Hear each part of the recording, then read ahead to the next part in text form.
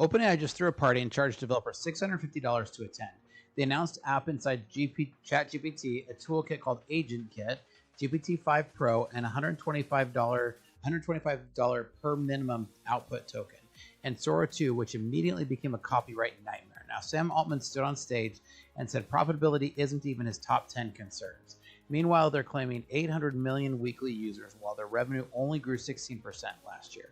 So let me ask you, are we watching a company building the future, or are we watching the company that's desperately trying to justify a $500 billion valuation while burning through cash faster than they can count it? Now, because after looking at these announcements, I see a whole lot of problems that are hiding behind a lot of hype. Let's dive into this today.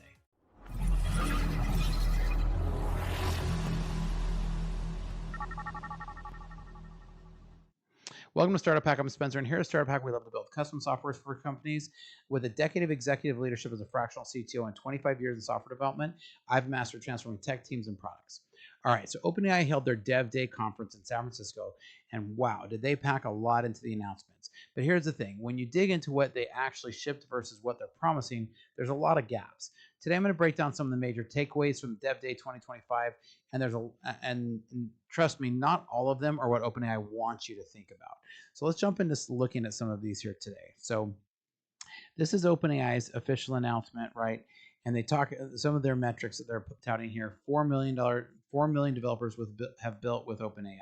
I think it's a bit of a stretch. I'm curious to see what those numbers, and they're now touting 800 million weekly ChatGPT users.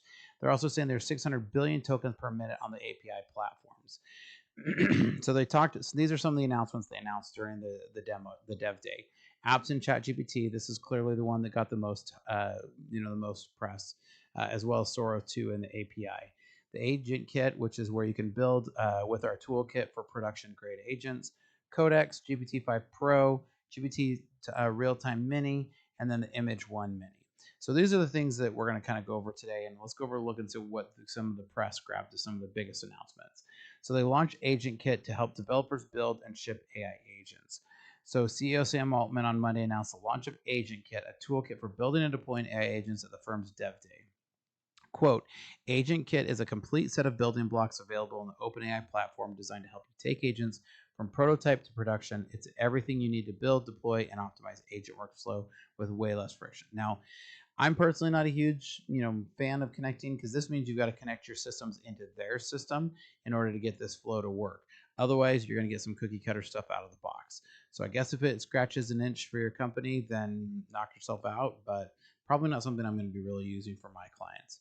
Now, he also said AI, and so this is talking about AI, Sam Altman and the Sora copyright gamble. I hope Nintendo doesn't sue us. Now, of course they're going to, because Nintendo, and he's referencing a big recent lawsuit that's happened over some of that. And so definitely they're going to be getting lawsuits, and I'm sure the lawyers are lining up. Because users are posting AI-generated videos of popular brands and animated characters on OpenAI's new Sora app. CNBC has seen videos of characters from shows like SpongeBob SquarePants on the platform and was able to independently generate other characters. You can imagine why Taylor Swift wouldn't want videos of her purporting to say things she doesn't say, Stanford Law School professor Mark Lemley said. So this is going to absolutely, and this is just one of those examples where Altman is casting caution to the wind and just doing things just because he says it, just because he can. Now, OpenAI claims that they now have 800 million weekly ChatGPT users, up from 100 million in 2023. That would be an X8 growth in 2 years. Now, API usage jumped from 200 million tokens per minute to 6 billion tokens, and developer count doubled to 4 million. So these are the big numbers that I think are the most impressive things that Sam Altman has to tout. Now, here's what they didn't mention. Their revenue only grew 16% in the first half of 2025, making it 4.3 billion. So let's talk about that a little bit. If you have an X8 user growth, right, and only 16%, revenue growth, that would signal a problem. If you have X8 the users, but the revenue barely moved, either your monetization is broken or those user numbers are inflated. I'm going to go a little bit on both, actually. After building products for a long time, I've learned that companies love to tout vanity metrics when the business metrics don't look good. They're touting these 8 million user growth, but what's going to happen when it hits summer and all the students leave? Because they know, as we've seen before and talked about before, that's a huge amount of their users. Now, the real question is how many of those 800 million weekly users are actually paying customers versus people trying it once and never coming back? Now, before we dive too deep in this today, the best compliment you can give me is to leave a comment down below because, have you been using ChatGPT more or less? Have you used it before but moved to other platforms? Tell me what your use cases are. I personally tried ChatGPT for the first time and then bounced off of it really quick as soon as I learned anything about OpenAI. But I'm curious to hear what you guys think. Now, of course, the next big announcement was apps inside of ChatGPT. And they announced that ChatGPT can now run apps directly inside the chat interface, integrating Canva, Coursera, Figma, Spotify, and Zillow Expedia. They're launching an apps SDK built on the Model Context Protocol, or MCP, so developers can build custom apps for ChatGPT. Now, this sounds convenient until you realize what's really happening. OpenAI is trying to become the operating system for AI interactions. They want you to build your entire application inside their walled garden. And if you think this was bad working with Apple, man, try working with these guys. So they'll control the rules, they control the pricing, and they also get all of your data.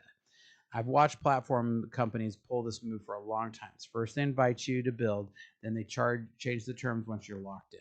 So remember when everyone built businesses on Facebook's platform, then Facebook changed the algorithm and destroyed their traffic overnight? Yeah, you're going to see even worse case scenarios here.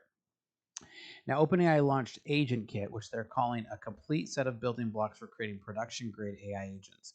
Now, it includes Agent Builder, a visual drag-and-drop interface, Chat Kit, which is an embeddable chat, and a Vals, which is testing tools, and a connector registry for data sources. Now, Sam Altman demoed building an agent in minutes on stage, making it look effortless and magical. But having architected enterprise systems for decades, I can tell you that production agents are way more complex than a drag-and-drop demo suggests. Remember when Google built a toolkit for kids to be able to program with drag and drop? Yeah, and that was going to make it so that everybody was going to use it. Yeah. The real challenges are handling failures gracefully, managing costs, preventing security breaches, and maintaining reliability at scale. Oh, and did I mention that means you're going to have to pump all your data into the OpenAI system, right? OpenAI is selling the sizzle, not addressing the steak, and that steak involves dealing with hallucinations, prompt injection attacks, and unpredictable behavior, as well as, you guessed it, giving all your data to OpenAI. Now, OpenAI announced GPT-5 Pro, their smartest model in the API for tasks where precision matters, with a pricing of $15 per million input tokens and $120 per million output tokens. So for context, that's 8x more expensive than GPT-4 Turbo for output tokens. This is a premium pricing for premium performance. They claim it outperforms O3 Pro in reasoning and context handling, which previously cost $150 and input and $600 per million output tokens. But here's the problem. At those prices, only large enterprises with huge budgets can afford to use this model in production at any meaningful scale. So this is definitely something that only the big boys are going to be able to play in. After consulting with a lot of companies, I can tell you that these prices is not something that most startups and developers building AI applications are going to stick to. They're going to go to cheaper models or build out their own, just like we do here at Startup Pack, because we love to build custom software for companies. So if you have systems that need to be connected, reach out to us. So this means that ChatGPT Pro 5 is going to become a niche product. So you're going to see that this has a very high barrier for entry. Now, OpenAI announced that Codex, their code generation tool, is now generally available after being a preview since forever. It now runs on GPT-5 Codex, and they claim usage has gone up 10x since early August. They added a Codex SDK and Slack integration, plus enterprise controls for companies worried about security. Unless you're worried about attaching all your systems to OpenAI. Now, Sam Altman pitched a vision where individuals can build software in minutes without large teams, which sounds great until you remember software is about maintaining and evolving systems, not just writing initial code. Remember, the software has three parts: people, process, and then the technology. Yes, it can help with the technology piece, but it's still not going to solve the other two. So I can tell you the hard part isn't writing code. It's understanding requirements, debugging edge cases, and maintaining the system over time. Oh, and did I mention if OpenAI changes anything and breaks your entire company's pipeline? Yeah, no big deal, right? Codex is a helpful tool, but this fantasy that it replaces experienced developers is pure marketing hype designed to justify OpenAI's valuation. Now, Sora 2 launched and immediately became a copyright disaster. OpenAI released Sora 2 with the ability to generate high-definition video with matching audio from simple text prompts. The app shot to #1 on iOS App Store, and for good reason, because people were creating videos of Mario, Pikachu, SpongeBob, and other copyrighted characters. Users generated videos of Sam Altman stealing GPUs from Targets, Pokemon saying, "I hope Nintendo doesn't sue us," and South Park episodes. This wasn't some unforeseen consequence. OpenAI knew exactly what would happen because they went through the same issue with earlier image, with the Studio Glib image earlier. They launched anyway with an opt-out system where copyright holders had to actively request their character be blocked. So when you launch knowing that you're violating copyright law and planning to deal with it later, it's not innovation, that's intentional law breaking to gain market share.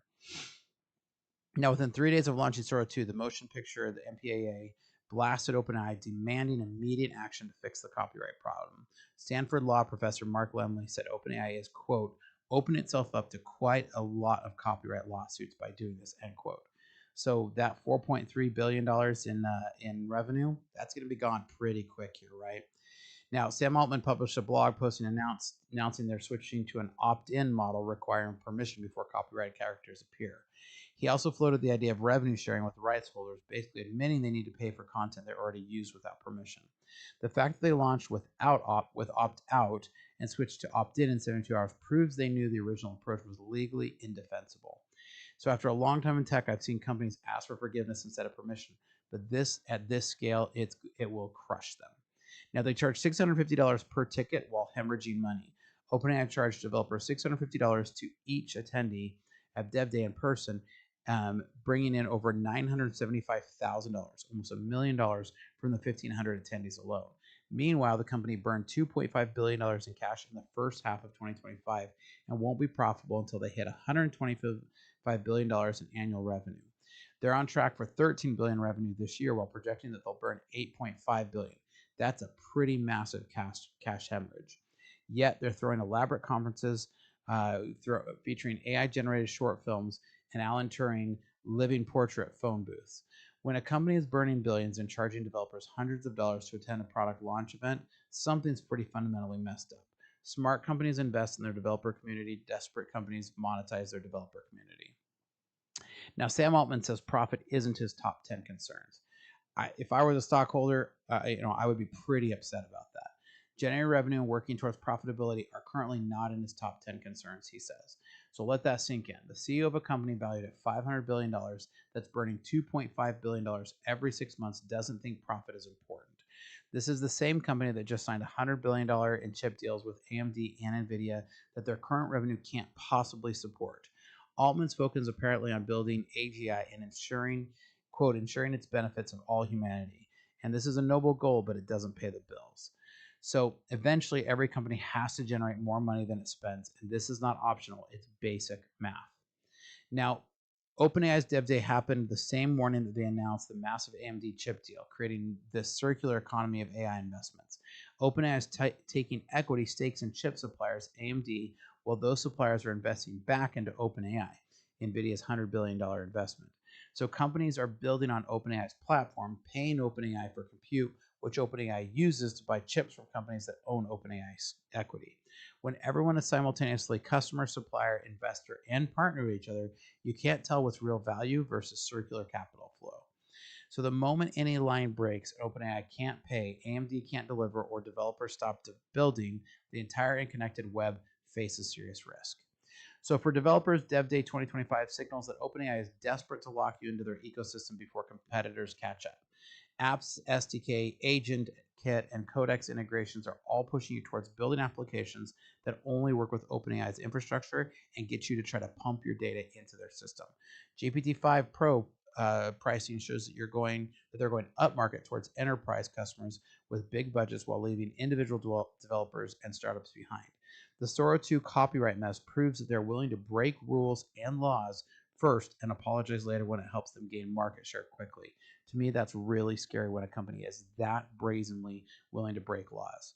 If you're building a business on OpenAI's platform, you need contingency plans for when they change their pricing, shut down features, or get sued into oblivion. So my advice after decades in the industry, build portable applications that can work with multiple AI providers, or better yet, use some open source tools that you can download and then build into your systems. Don't let OpenAI become your single point of failure, and always have a backup plan when venture-funded companies start burning through billions of dollars with no path to profitability. Now, curious to hear what you guys think.